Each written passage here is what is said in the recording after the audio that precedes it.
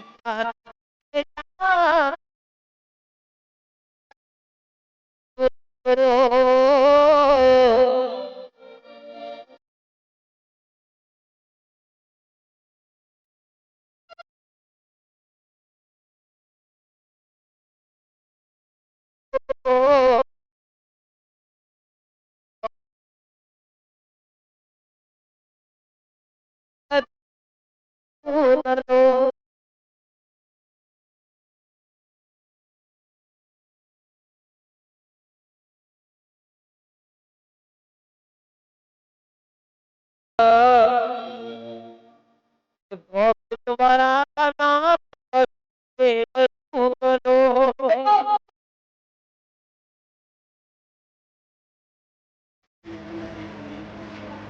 తరపు నుంచి మేము ఎలా బాగుపడ్డామంటే మా మామ అయినటువంటి జాఫర్ గారు మాకు గురుగారి యొక్క శిష్యరికం తీసుకోవడం మూలంగా మాకు ఈ విధంగా మంచి జరిగింది.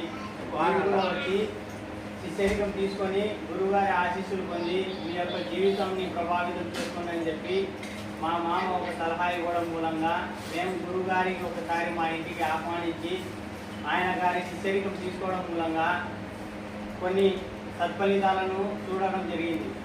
తర్వాత వాటంతా అవే తొలగిపోతూ కష్టాలు అన్నీ మాకు ఒక సుముఖమైనటువంటి మార్గాన్ని ఏర్పరిచి నాకు ఇప్పుడు వచ్చేసి నేను ఇప్పుడు ప్రజెంట్ ఖాళీగా ఉంటున్నాను. అప్పుడు ఇప్పుడు వచ్చేసి బ్యాంకులో అసిస్టెంట్ మేనేజర్గా పనిచేస్తున్నాను.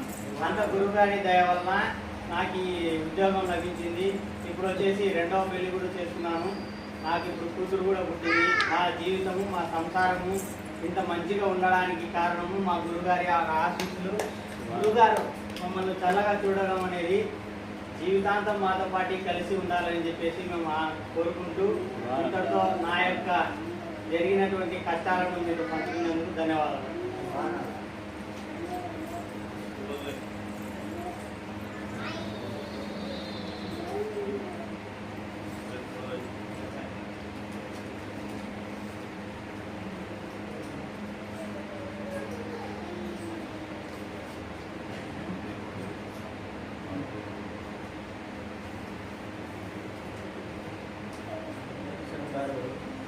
ఎంతో ప్రేమాభిమానం చెప్తున్నారు. దాని గురువుగారు చెప్పిన మహాభాగ్యం. ఎక్కడ ఏం గురువులు అంటే నేను 3-4 సార్లు గురువుగారు మారాను. నేను ఈరోజు ఎందుకున్నానంటే మా గురువుగారు చల్లని గురువుంటే నేను బాగుపడుతున్నాను. నేను కూడా గురువుగారు పీఠం చిన్నప్పుడు చెప్పారు. గురువుగారు పీఠం తీసుకొని అన్నారు. పీఠం తీసుకుంటే కష్టపడాలని కనీసం అంటే 8-10 ఏళ్ళు చేసిన బాధపడిన అన్ని చెప్పారు. ఎప్పుడు ఏది పట్టుకుంటే బంగారు పవన్ అలాగే గోదా నగరంలో గురువారు ఉన్నారు. మాలాంటి గురువారు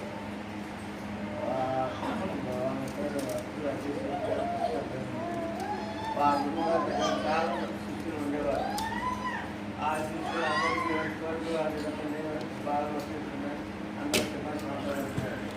దాంట్లో ఒక చాలా చాలా భక్తులు గురువు అంటే ప్రేమలు జీవితంతా ఆనంద కట్టినాడు. కానీ వాళ్ళతో బిడ్డ పెళ్లి కాని బిడ్డ వయసు అయిపోయింది. వయసు దగ్గర పోయింది. పెళ్ళికి లెక్కలేదు. ఏమన్నా సారి ఏం జరుగుతుంది. నువ్వు గురి సేవ చేసుకుంటావు. నువ్వు లెక్కలు అది ఇది అని చాలా కూడా వెళ్ళిపోతాడు. సరే నువ్వు అక్కడ మారండి. నేను గురుగారు పాదంలో పడతాను. మా గురుగారు దగ్గర అవసరం కాలంలో పడి గురుగారిని నాకు ప్రార్థన ఆడ మట్టి దింప కనపడింది. ఆ మట్టి దింప కట్టుకోనా తర్వాత తీసుకున్నాను. గురుగారు నేనే డబ్బులు బంగారం చేస్తాను. మట్టి దింప అంటున్నారంటే సరే ఇదేదో మనసు కలిగింది. నేను ఇంత మట్టి తీసుకొని పోయి తీసుకున్నాను. ఇంకా బాగా చూపిస్తున్నాడు. పెద్దగా పెట్టాలని మా గురుగారు మట్టి ఏమైనా మేము ఏంటి బంగారు తాను మట్టి చేసి పెట్టారు. వాళ్ళు కూడా పెట్టాలని సరే ఈ గురుగారు చెప్పింది ఎక్కడ పెట్టిందని నాకు తెలియాలి. ఆ ఇక తెలియలే. గురుగారి నయమ తెలియక బాధపడుతున్నాడు. సరే ఎందుకని మంచిగానే కట్టెలు తీసుకొచ్చాడు. చూస్తే బంగారు అయిపోయింది. మీరు మా అన్నారు బంగారు అయిపోయింది. మరి బాగా ఏదో బాధపడి ఇస్తాను తీసుకుంటాను ఇంత ఇచ్చింది బాగుంది గొప్ప చేసింది బాగుంది అంటే మళ్ళీ ఉన్నాడు గురుగారు. దాన్ని ఏదో ఇచ్చింది మళ్ళీ పోతా అంటే ఆ టైం అయిపోయింది అన్నా నీకు ఆ ఛాన్స్ అయిపోయింది అని గురుగారు మేము ఇలా ఉంటాయి చేసుకుంటే ఉన్నాడు పోతారు అన్నమాట.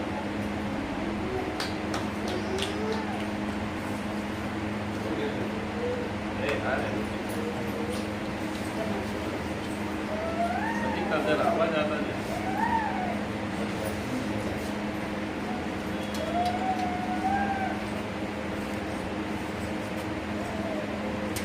మనిషి బాగుపడాలన్నా చెడిపోవాలన్నా ఒక వ్యక్తి స్నేహం కావాలి.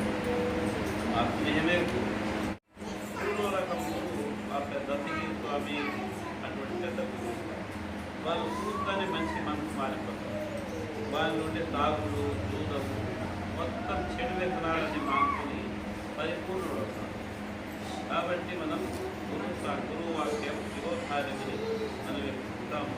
అప్పుడు ఇహాలోకంలో పరలోకంలో ప్రశాంతంలో ఇదే గద్దాది రంగులాలే ఆయన దగ్గర ఆయన మళ్ళా గురువు తిరిగి శక్తి రంగులాలు గారు మీ దగ్గర నాకు ఇవ్వండి, నేను మీకు దాని విలువ ఇస్తాను. విలువ కన్నా ఇవ్వండి.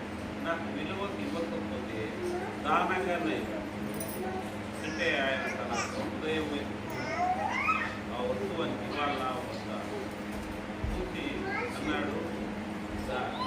ఎలా కట్టేదానికైతే నీ దగ్గర అంత డబ్బు లేదు, దాన్ని మాకు విలువ కట్టలేదు. మరి దానంగా ఇవ్వండి. దానంగా ఇస్తే నువ్వు ఎత్తలేవు దాన్ని భరించలేవు. మరి ఏం చేయమంటారు? అలా చెప్పులు కూడా కూర్చోవాలి. కొన్ని సంవత్సరాలు ఆయన పాదం చేసుకున్న తర్వాత ఆయన కోరిన దివ్యశక్తి అదేమిటి స్వర్గంలో దేవుడు ఇచ్చాడు. అయిపో అంటే అయిపోతారు, అయిపో అంటే అయిపోతారు. అది కావాలా అంటే ఈ గురువు చేతులన్నీ ఇదే చెప్పేది. ఒక గురువు దగ్గరికి ఒక పల్లెలో గురువు ఉంటారు. అప్పుడు పల్లెలు అంటే ఉన్నాయి. ఇది దగ్గర 200 సంవత్సరాలు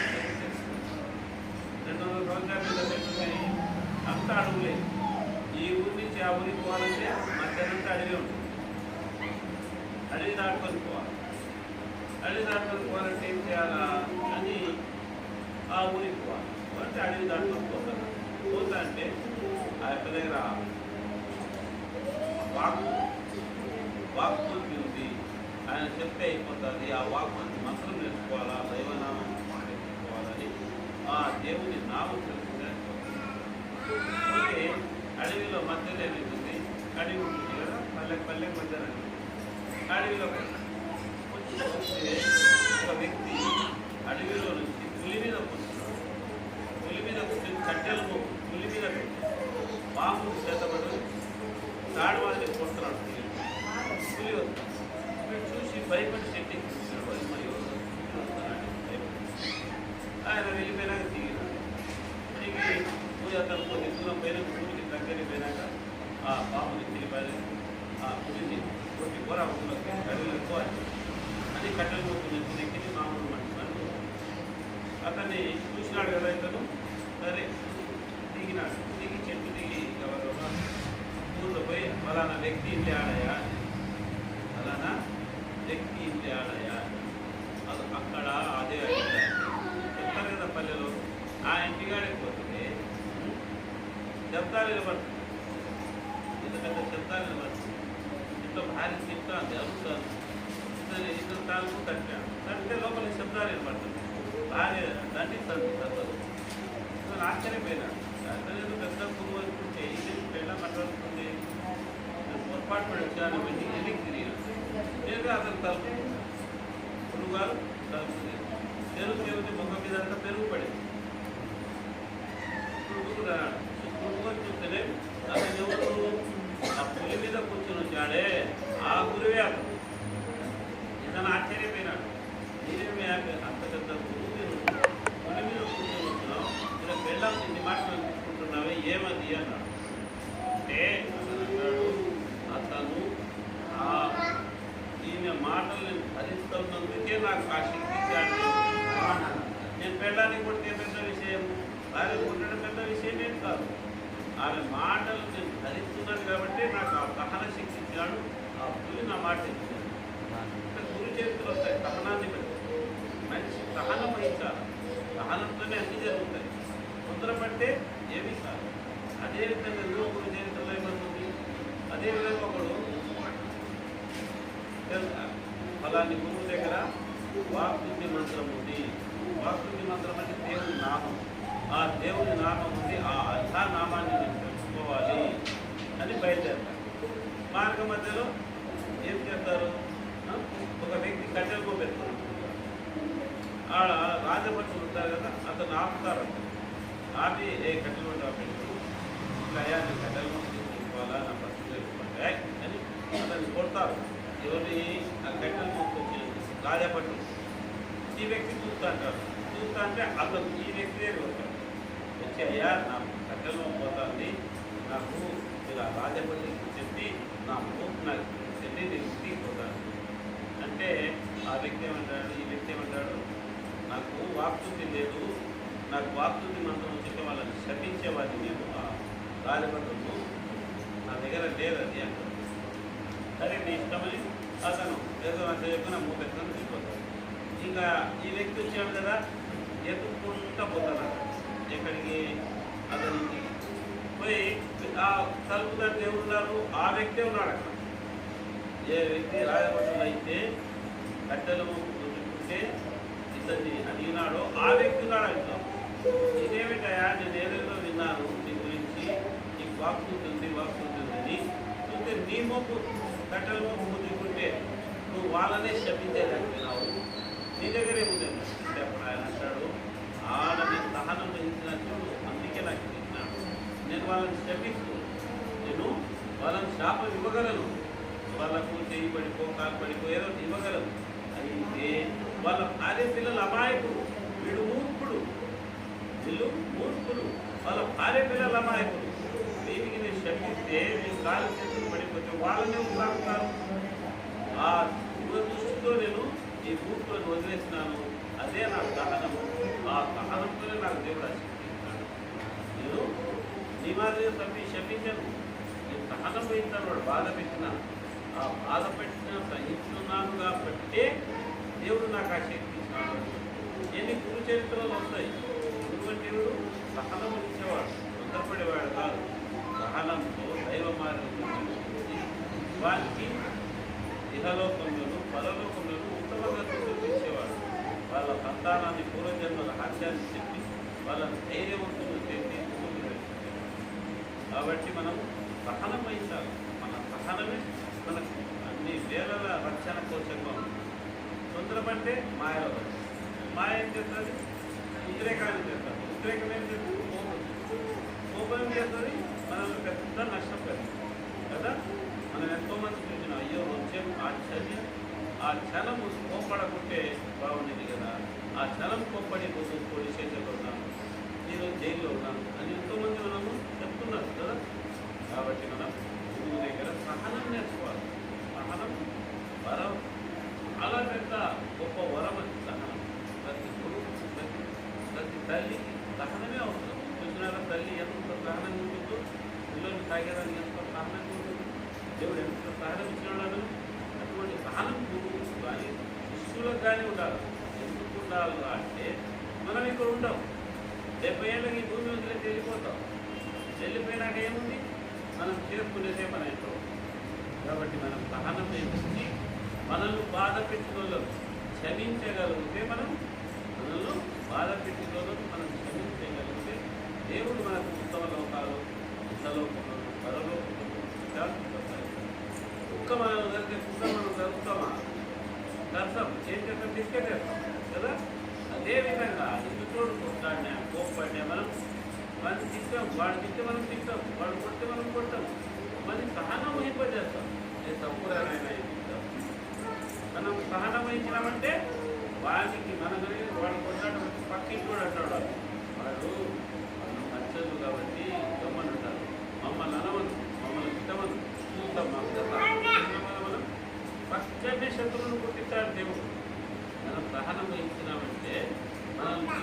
ఈ పక్క ఇంట్లో తింటాడు ఏమని బాబా ఎక్కువ మంచివాడు నచ్చుకోడు కాబట్టి గమ్మనుంటాడు. అదే మమ్మల్ని తింటేనా అప్పుడు తెలుగుతుంది అది కథ అంటాడు కదా, చూస్తున్నాం కదా. కాబట్టి మనం సహనం పెంచి అన్ని దేవుడు ఇస్తాడు, సహనం పెంచితే అన్ని ఇస్తాడు. అదే గురువాక్య పాలన. సహనం పెంచు నిమిషంలో మీ చరిత్ర మారిపోతారు.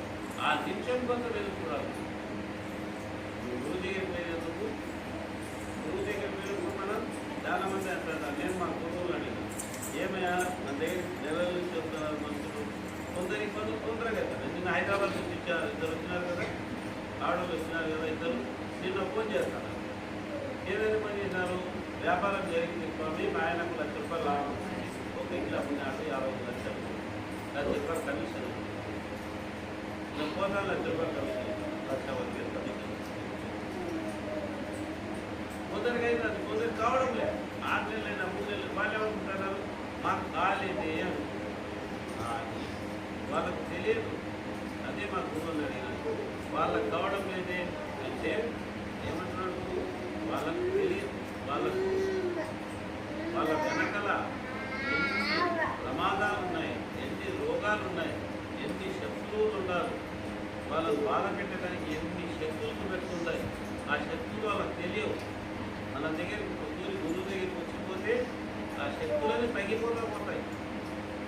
మనము డాక్టర్కి పోతాము, జ్వరం ఉంది, చిన్న జ్వరం ఏమైతుంది, ఒక మాత్రలో పోతుంది. అదే టైఫాయిడ్ ఉంటే 10 రోజులు పడుతుంది, 20 రోజులు పడుతుంది. ఇక షుగర్ ఉంటే జీవితాంతం ఉంటుంది, అంటే కంట్రోల్లో ఉంటుంది. డాక్టర్ సలహా ప్రకారం ఉంటే రోగం కంట్రోల్లో ఉంటుంది. నువ్వు డాక్టర్ సలహా పాటించకపోతే రోగానికి కనికరం ఉండదు, అది మింగేస్తాడు. అదేవిధంగా గురువు ప్రేమ ఉంటుంది. గురువు మాట ధిక్కరిస్తే దేవునికి సహనం, మాయకు సహనం ఉండదు, మాయ తొక్కేస్తాడు. కాబట్టి మాయకు పెట్టుకోవాలనుకుంటుంది. ఈ విషయం తెలుసుకోవాలి. కూడా నెలైంది పని కాదు, 2 నెలలైంది పని కాదు, 6 నెలలైంది పని కాలేదు కాదు, అని బతికుంటే అది గొప్ప విషయం. నాకు ఆరోగ్యంగా ఉంటా, కాళ్ళు చేతులు బాగున్నాయి, నా కళ్ళు బాగున్నాయి, ఆరోగ్యంగా ఉన్నా. నేను గురువు దగ్గర పోయి రావడంతో గురువుకో కాళ్ళు పడిపోయినారు, చేతులు పడిపోయినారు, జలాలు చేయరు, పోతా యాక్సిడెంట్ అయి చచ్చిపోయినారు ఎంతమంది ఉన్నారు. అవన్నీ ఆ ప్రమాదాల నుంచి కాపాడాడు కదా దేవుడు. అది జ్ఞానాన్ని చదువుతుందో అది గొప్ప విషయం. నీకు ఏమి కాలేదు, నేను పోయిన గురువే నాకు ఏమి కాలేదు, నీకు ఏమి కాలేదు కదా, అది గొప్ప విషయం. రోజు రోజుకి ఆయుష్ తగ్గుతూ పోతుంది. ఆయుష్ పెరగడం లేదు, తగ్గుతుంది. వయసు పెరుగుతుంది అనుకుంటున్నా వాళ్ళు, వయసు పెరుగుతుంది, నీ ఆయుష్ తగ్గుతుంది. నిమిషానికి నీ వెంటబడి రోగాలు, ప్రమాదాలు నేను కబలించేదానికి ఎక్కువ ఉన్నాయి. అక్కడ కానీ గురువు గారు దేవుడు చెప్పేది. కాబట్టి మనం గురువు దగ్గర పోయినామంటే మనస, వాచ, కర్మ, దిగలను చూపుతూ నేను బాగున్నాను, గురువుగా దిగినంత బాగున్నాను అనుకుంటే దేవుడు ఇస్తాడు. ఒక మహాప్రవక్త కాలంలో ఒక వ్యక్తి ఏం చేసినాడు, దేవుడితో మాట్లాడు. ఒక గురువు దేవుడితో మాట్లాడు, సలాంని ఆయన దేవుడితో మాట్లాడాడు. ఆయన దేవుడితో మాట్లాడాలని ఒక వ్యక్తి ఎదురైనా, అయ్యా నేను దేవుడితో మాట్లాడుతున్నాను అంటే నాకు చాలా సంపద ఉంది, ఈ సంపదతో నేను దైవజ్ఞానం చేయలేకపోతున్నాను, ఈ సంపద తగ్గే మార్గం దేవుడు ఏది కొంటే అది పెరుగుతుంది చెప్పండి అంటే, సరే నేను దేవుడు ఇంకా కొద్ది దూరం పోతా అంటే కొండల్లో ఒక అతను ఆవులు తోలుకుంటా, ఎరువులు కూడా గొర్రెలు తోలుకుంటాను, గొర్రెలు తోలుకుంటా అంటారు కదా కొండల్లో. అతను ఏముంది మాట్లాడుతున్నారు కదా, నేను దేవుడితో మాట్లాడినప్పుడు నా గురించి అడిగాడు, ఏమి నీ కష్టం నాకు, నేను ఈ గొర్రెలు తోలుకుంటూ ఎక్కువ వస్తున్నాను, చాలా కష్టపడుతున్నాను, నేను ఇచ్చే మార్గం ఏదైనా చూడండి దేవుడిని అడిగాను. సరే అనిపోయాడు. ఆయన దేవుడిని అడిగిన తర్వాత వచ్చినాడు. ముందు గొర్రెవాయన కానొచ్చినాడు, కానొచ్చినాడు. ఎవరు గొర్రెవాయన కానొచ్చి, ఏమయ్యా గురువుగారు అడిగినారా దేవుడిని అంటే అడిగినాను. ఏమన్నాడు దేవుడు? ఏమంటున్నాడు, దేవునికి నువ్వు కృతజ్ఞతలు చెప్పుకుంటున్నాడు. దేవుడు నాకు కాళ్ళు ఇచ్చినాడు, కళ్ళు ఇచ్చినాడు, చేతులు ఇచ్చినాడు, ఇవన్నీ ఆ దేవుడే ఇచ్చినాడు నాకు అని ఆ దేవుని కృతజ్ఞతలు చెప్పు నీకు అభివృద్ధి చేస్తాడు. వెంటనే అతను అన్నాడు, ఏమి ఇచ్చినాడే ఆ దేవుడు నాకు ఉద్దని దాంట్లో పని చేసి సత్య నాకు తీసుకున్నాడు. ఆ గొర్రెలు మేపుకొని ఆ పొట్టేలు మేపుకొని మేకలు మేపుకొని బతుకుతుందా? నాకు ఏమి ఇచ్చినాడని దేవునికి కృతజ్ఞతలు చెప్పాలి అన్నాడు. నేను ఏమి ఇచ్చినాను? కాళ్ళు వివరించింది దేవుడే కదా. ఆ కాలంలో శక్తి ఇచ్చింది ఎవరు? నువ్వు కష్టపడి సంపాదిస్తున్నావు అంటే కష్టం చేసే శక్తి ఎవరు ఇచ్చినారు? ఆ కష్టం అన్ని ఉండి కూడా శక్తి లేదు, కాళ్ళు చేతులు పడిపోయిన వాళ్ళు లేరు. ఆ విషయాన్ని అతను విస్మరించినాడు, మర్చిపోయినాడు. మర్చిపోతానే దేవుడు ఇచ్చిన ప్రసాదాలు కదా ఇవన్నీ. వెంటబడి పెద్ద గాలి వచ్చి ఆ పైన కప్పుకుని కమ్మలు ఉంటుంది కదా, అది కూడా పెట్టాడు. నుంచి ఇంకోసారి పోయాడు, కిందికి పోయాడు. ఇక పెద్ద ధనవంతుడు ఏమయ్యా నన్ను దేవుని గురించి అడిగినారా అంటే అడిగినా ఏం చెప్తున్నారు? దేవుడు అంటున్నాడు, నువ్వు దేవునికి కృతజ్ఞుడిగా దేవుడు నాకు ఏమిచ్చాడా? కష్టపడి ఇచ్చినాడు, కష్టం చెప్తున్నాను, సంపాదిస్తున్నాను అని దేవుని మీద నువ్వు అసంతృప్తి వ్యక్తపరుచుకోవాలి. అంటే లేదయ్యా నేను వ్యక్తపరచలేదు, ఇవన్నీ దేవుడే ఇచ్చింది నాకు. నా కాళ్ళలో బలం, చేతుల బలం, నాకు ఆలోచించే శక్తి, నేను డబ్బు సంపాదించే శక్తి మొత్తం దేవుడే నాకు ఇచ్చినాడు. నేను ఎట్లా దేవుడు కృతజ్ఞుని చెప్పగలను? దేవుని నేను ఎట్లా విమర్శించగలను? అంటే నీ ఇష్టమయ్యా, నీ సంపద పెద్దలు జరుగుతూనే ఉంటుంది. కాబట్టి మనకి ఏమి ఇచ్చినా దేవుడు ఇచ్చిందే, మన దగ్గర ఏమున్నా దేవుడే. మన కాలాలు మనం కష్టపడి సంపాదిస్తున్నాము అంటే ఆ కష్టపడే శక్తి దేవుడే ఇచ్చింది మనకు. ఆ విషయం మనం విస్మరించి దేవుడు మనకి ఏమి ఇవ్వలేదు, ఏమి ఇవ్వలేదు. మనం చాలా మంది అంటున్నారు, నాకు ఏమి ఇచ్చారా దేవుడు? 2 కళ్ళు 10 లక్షలు ఇస్తారంట, కిడ్నీ 5 లక్షలు ఇస్తారంట, కిడ్నీ 5 లక్షలు ఇస్తారంట. ఇస్తాడా వీడు? 2 కళ్ళు 10 లక్షలు ఇస్తాడంట, ఇస్తాడా? చూడు నీకు ఎన్ని వస్తువులు ఉన్నాయంటే నీ దగ్గర.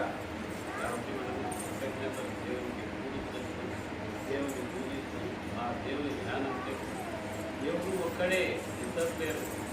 మనకు ఎడమవైపు గుండెకాయలు, అందరికీ ఎడమవైపు గుండెకాయలు అంటే అర్థమేమి? మనందరినీ తయారు చేసిన దేవుడు ఒక్కడే. అది ఒకటే ఫ్యాక్టరీ చూస్తున్నాం మనం.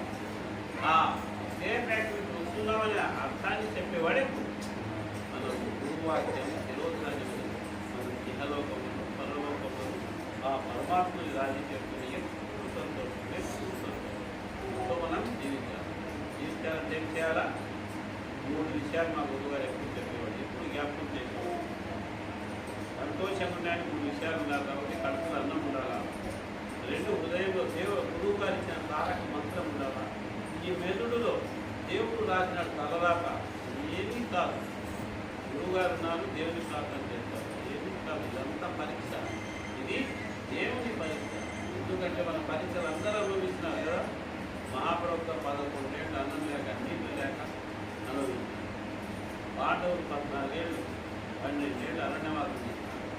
అజ్ఞాపం శ్రీరామచంద్రుడు 14 ఏళ్ళు అరణ్యవాసం చేశాడు. హరిశ్చంద్రుడైతే కాటికాపురినాడు, పెళ్ళాన్ని అమ్ముకున్నాడు, బిడ్డలను అమ్ముకున్నాడు, కాటికాపురినాడు. లాస్ట్కి ఏమైనా మళ్ళీ రాజు అయినాడా లేదా? గురువు చెప్పినాడు మళ్ళా నువ్వే రాజైతే అవ్వకూడదు. రాముడికి చెప్పినాడు, పాండవుడికి శిశువుడు చెప్పినాడు, హరిశ్చంద్రుడికి చెప్పినాడు, మహాప్రభు దేవుడు చెప్పినాడు, వీళ్ళందరూ చెప్పినారు.